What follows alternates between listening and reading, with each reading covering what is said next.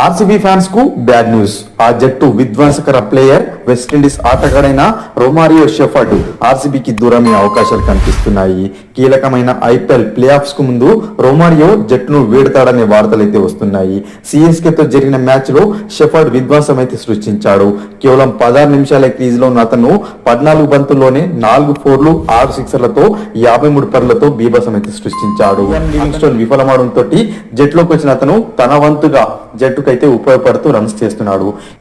అయితే England, Ireland తో one day సిరీస్ల కోసం వెస్టిండీస్ టీం అయితే ఆ దేశాల్లో అయితే టూర్ వెళ్ళబోతుంది. ఈ 2 సిరీస్లకు రొమారియో షెఫర్డ్ అయితే ఎంపికయ్యాడు. అతనితో పాటు గుజరాత్ ప్లేయర్ అయిన షర్ఫనే రూతర్పాడ్ కూడా ఎంపికయ్యాడు.